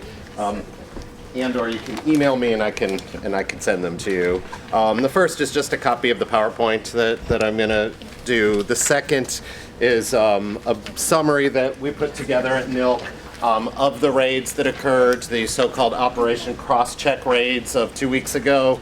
And then the third, and probably the most interesting, if you haven't seen it, is the fact sheet that ICE put out about those raids in LA. And they put out similar fact sheets for all of the major metropolitan areas where Operation Crosscheck raids occurred. Oh, sure. Oh, and Jenny printed out some of our basic Know Your Rights materials, also from NILC. And I think the best piece here is the Pocket Know Your Rights card. I think ILRC is providing them for free to folks on hard or heavy card stock, so they're durable for your pocket. So you can get those through ILRC, or you can also cut them out of our Know Your Rights sheet. So anyway, my name is Josh Dalek. I'm a supervising attorney at NILC. I am going to give just a brief overview about what we know of the so-called Operation Crosscheck raids that occurred 2 weeks ago. culminating here in LA on, I believe it was the Thursday of the week of February 6th. And the reason we wanted to talk about this was because we wanted to highlight enforcement activities that the new administration has already engaged in and that we presume will recur, and because these present certain kinds of challenges that are different for us than the sort of militarized raids of a single location like a work site or a single apartment complex that we had been preparing for, and I think that we will also see. So we really need to be thinking on both tracks about these fugitive ops raids that I'm going to go over now, and then also the kinds of work site and other like single location, big scale raids, such as the Van Nuys raid that folks have been talking about today. So in terms of the raids that occurred 2 weeks ago, these were so-called Operation Crosscheck raids, and they occurred in San Antonio, New York, Atlanta, LA, and Chicago. And according to ICE, these operations formally ended on February 13th, 2017. So they began sometime after the executive order on interior enforcement dropped, which I believe was January 25th, and they concluded on February 10th, except for in New York, where they were extended to February 13th because of weather conditions. So while they say this sweep is wrapped, I think we're going to see similar enforcement operations recurring. And again, according to ICE, the result of these coordinated sweeps were that 683 folks were arrested. Ostensibly, 75% of those arrested had some sort of criminal conviction. And the most common criminal conviction was a DUI, which accounted for 161 out of 683. And you have to remember, we're operating under the new so-called enforcement priorities, which are really non-priorities. So we're no longer under the 2014 enforcement priorities, but under the new administration's enforcement priorities, which include individuals who've been convicted of any criminal offense, no matter how minor. So there were folks who were convicted of, say, shoplifting, for example, who were swept up in these raids, who are charged with an offense, or who have committed acts that constitute a potential criminal offense. So we're in a world of sort of non-priority priorities. And then in terms of sort of the rhetoric that the administration used, I mean, they really relied hard on the fact that these were routine enforcement activities that were just a continuation of enforcement that had occurred under the Obama administration. They highlighted that these were so-called criminal aliens with outstanding criminal warrants who presented a threat to public safety and or who had prior removal orders. But in reality, we saw that immigrants without criminal records were detained as collateral arrests. They went after individuals in public spaces with high immigrant concentrations, and they also did detain folks in workplaces. And I mean, I think the big differences between these and the prior fugitive ops that we saw under the Obama administration are the scope of the raids, that this happened in five metropolitan areas, sort of in a coordinated fashion, the changed enforcement priorities, which really make the backdrop for this very, very different. The likely subsequent criminal prosecutions that we're going to see of individuals in the interior for illegal re-entry, as the administration has promised, and then likely expanded expedited removal as folks talked about earlier today, and then finally the reality of empowered ICE agents who have told us things like everything changed on January 20th, which it did.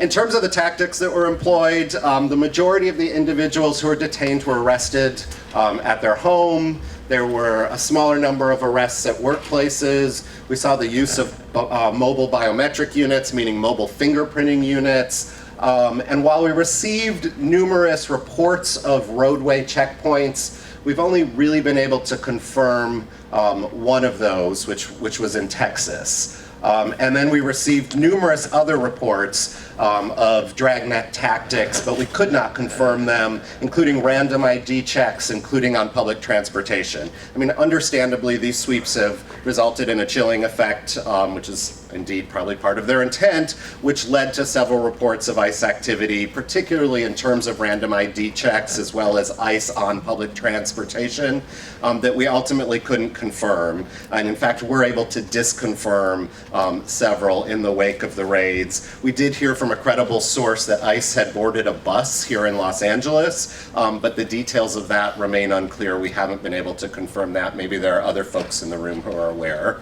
Just really quick, I met with the family of somebody who had met with attorneys at Chidla, and this individual was pulled over by ICE, just driving down the street. His father was driving, and they said it was DHS. At the time, the father didn't really know what to do, so I don't know. I wanted to throw that out there because at the time he kind of freaked out, so he did pull over, and after asking for identifications, only apprehended the son who had a sex conviction. Dad's also no lawful status, and he was not apprehended. So this was just like being pulled over.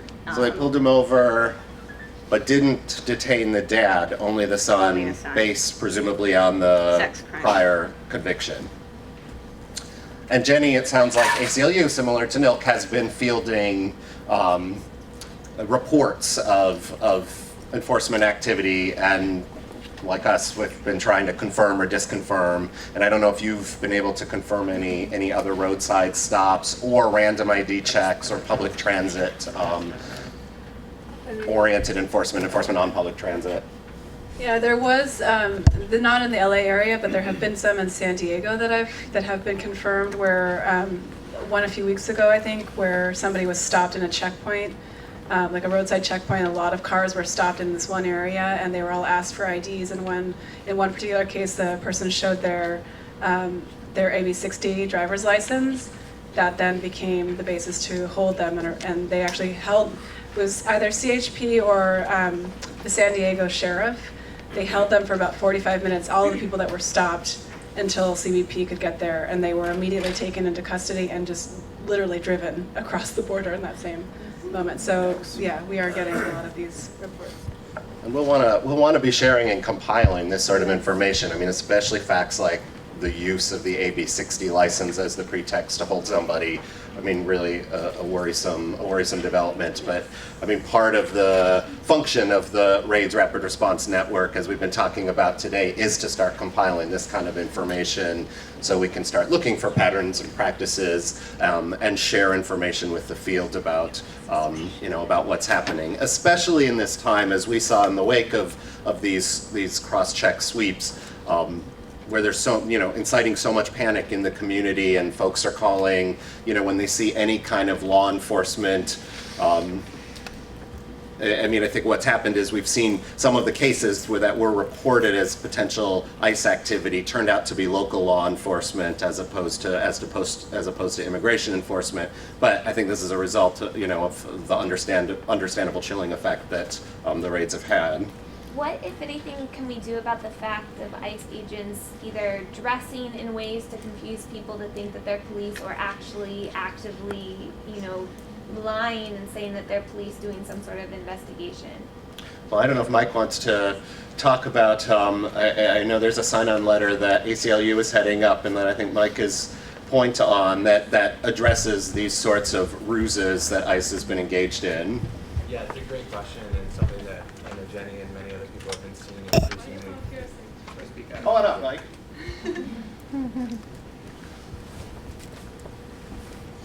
Yeah, so we've seen this tactic a lot more recently, where ICE will impersonate a local police officer or other officials, religious workers, make up a fictitious story, like we need to get into your house, we need information about this urgent criminal situation. And then once they get in there, which they couldn't otherwise do without a warrant, they're able to ask people questions, arrest their family members, et cetera, et cetera. So we have a sign-on letter that's working around, calling on LAPD and city officials to basically take certain actions that will force ICE to stop doing that, at least within the city of LA. At least under ICE policy, they're supposed to get the approval of the local law enforcement agency before they impersonate police officers. There also may be... There also may be some legal hooks to challenge whether someone's waiver of their Fourth Amendment rights is knowing and voluntary when they lie about their identity and the purpose for coming to their home. So that's something that may furnish a remedy for people in immigration court or give rise to a pattern and practice suit is something we're looking at too. Why are they allowed to do it in the first place? Yeah. If the purpose is to get inside a house, why would they be allowed to do that in the first place? So we should talk about this, but there is some law that allows even police to lie about who they are and what their purposes are in coming to someone's home in similar circumstances. So the courts have in some level blessed this kind of deceptive. These are ICE agents. Right, and I think the critical thing is when you misrepresent yourself as a different type of public official, that's where courts have said that goes over the line.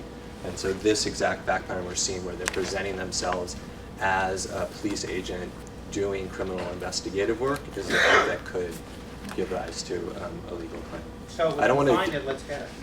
I don't want to totally derail this. Yeah, but no, this is good though. This is. What would be your recommendation? Like on the since you talked about the driver's license, the guy said, tell them not to carry on their EV60 driver's license. I would have them dressed as police officers also. when you find this happening, let's get it. Let's get it. We'll stop this. There is a critical know your rights piece of this though that we need to educate people that when someone comes to their door and they say police, that's not good enough, right? They need to be able to ask what agency are you with? What's the purpose of this? Do you have a warrant? And people need to know that this may be happening and they need to know that they can push back. Yeah, it's important to bake these ruse scenarios into your Know Your Rights presentations, which we've been doing in terms of what to do when law enforcement, knocks on your door. But I assume no one's developed a thinking yet on the AB60 license, right? Is that right? I mean, this is the first time I had heard that it was happening. It's something we've all feared, but I think we need to start thinking about it. I was thinking even in the context of a workplace raid, if you're carrying that driver's license, they're gonna search you and that's all they need. Yeah. Proof of alienage, that you're unlawfully present. Yeah. So I would recommend at least for workplaces, leave it in your car. Don't take it with you into your workplace. Michael, another about the incident that happened today that a lawyer confirmed his client, ICE detaining his client outside the courtroom when he was in for a routine progress. Is it in Pasadena? Yeah, in Pasadena. So I was just thinking about the pushback on that, and I wondered what your thoughts were. We were going to contact the presiding judge, try to get a policy statement from the judge, no ICE in the courthouse, things like that. I mean, this is the first I've heard of this happening today, but folks probably saw that in Texas there was a domestic violence survivor who was picked up when she was at her TRO hearing, and there was that kind of organized pushback, including from court personnel and the judge. And ICE, I think, apparently lied in that situation where they said they actually apprehended her outside of the court, but then there was court footage that they actually had contact with her in the court, and I think the judge also confirmed that ICE had come into the courtroom itself. So that there was definitely organized pushback, including court personnel. But this I don't know. Yeah, I mean, just quickly, we got a call about this case this morning, and so Andelon and I basically got on the phone with the staff for two of the supervisors on the County Board of Supervisors, who then were in direct communication with the Sheriff's Department, telling the bailiff in the Pasadena courthouse, don't hand the person over. Unfortunately, it was all a little bit too late, and the person had already been handed over to ICE. But that's sort of an example. You have to act right away and get in there and figure out who are the power players that can stop whatever's happening. But I think we should coordinate on further follow-up. Yeah, right, this is about policy change that needs to happen with the courts and the sheriffs too.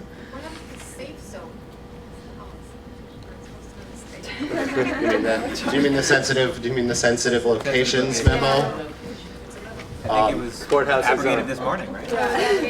I mean, every unless otherwise specified, everything's abrogated. I don't know for sure. I didn't look at that carefully, but I know that in general, everything is abrogated except for the parole directive and whatever else is explicitly mentioned there. So I'm not sure if it's the right class of document to be that, but my guess is it's probably abrogated. The courthouses were never considered a sensitive location either.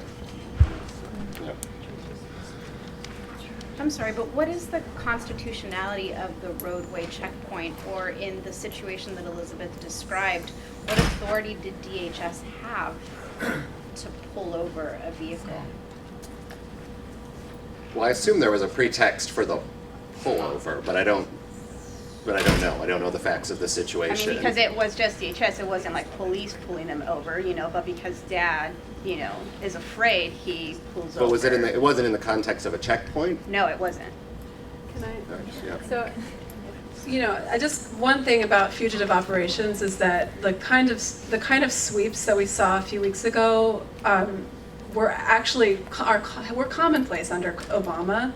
And what they do, and this happens in the roadside context as well, they're looking at individuals in many cases, and I think in this new world of Trump, we're going to see it. This is not going to become true, but under Obama at least, they had individuals who had prior removal orders, who had certain convictions that made them deportable. They then, case their house. They figure out where they live. They sit outside their house and wait for them to get in the car and drive to school or work or whatever, and then they pull them over. So they have the information about that person to make that arrest. So it could be that that's the situation. If it's just a situation of like somebody who they don't have any information about and it's simply racial profiling without reasonable suspicion of any crime, then it's a different situation. But I wonder if in that case it might be somebody who they actually were following, right? All right, next slide. No, this is great, but I don't know about our time. I just wanted to share there's numerous hotlines that have been set up for raids reporting purposes. I think the ones that we want to be aware of here in LA are particularly the CHIRLA operated hotline and Advancing Justice. But I wanted people to know there are other hotlines, including the United We Dream hotline, which is national, and one in Texas, and others. But I think here in LA, Advancing Justice and CHIRLA are the ones to be aware of. And CHIRLA is sort of the lead or the anchor of the Raids Rapid Response Network. So CHIRLA would be the place to go if you start, if you get a report of raids activity or enforcement activity. Next slide. All right, I'll do this quickly, but cross-check operation in LA ended up detaining a total of 161 individuals. According to ICE, 151 of those had prior criminal convictions, and also from the ICE fact sheet, this quote, which goes to the issue of collateral arrests, that essentially when ICE officers encounter additional suspects who may be here unlawfully, those persons will be evaluated on a case-by-case basis and when appropriate, arrested by ICE. And we certainly saw numerous collateral arrests in the context of the recent cross-check sweeps. In terms of the raids response, that happened here 2 weeks ago. Once CHIRLA got wind of the raid, they reached out to the Rapid Response Network to trigger it. 4 CHIRLA staff members immediately went down to B18, which was super useful that they were on the ground there immediately. And then other advocates followed to try to connect with detainees and their families. And then CHIRLA immediately pulled an action together that pulled over 100 people out to rally at B18.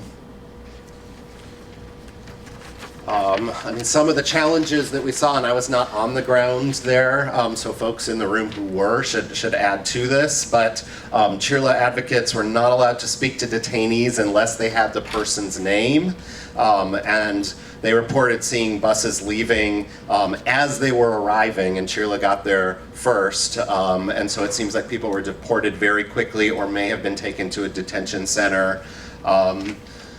We were able to, through an attorney, get info regarding the arrests from that attorney's client, identified a family of an individual who was collateral to an operation and who should have been eligible for a stay of removal, but ICE refused to accept the stay of removal, saying that their policy had recently changed, but they couldn't produce anything in writing to that effect. And so CHIRLA and another attorney filed a petition for review and stay with the Ninth Circuit. This all happened essentially on the spot. Going back to what Jenny and others have said, that the response has to be incredibly rapid. And so they filed with the Ninth Circuit since ICE wouldn't accept the stay of removal. And then it took about 2 hours, including intervention by the Mexican consulate, to get the individual pulled from the bus, which he ultimately was.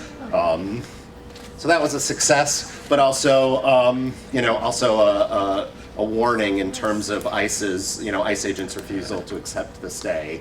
And then following the raids, the next day, Chirla organized a press conference. Probably folks in the room participated in that. They're holding ongoing Know Your Rights trainings, as are numerous organizations in the room, and doing free legal consults. And then documenting the apprehension of others by ICE to track locations and particularly to track these tactics under the new administration. And then just some challenges that fugitive ops present compared to like the single location, large scale work site or other sorts of raids. Targeting of individuals with prior orders of deportation who have been previously removed means that removal can happen extremely quickly, meaning like within a matter of hours. Folks can be put on the bus and sent back to Mexico within hours. As Ahilan and others talked about, the back-end immigration relief is different and more challenging for individuals with prior orders.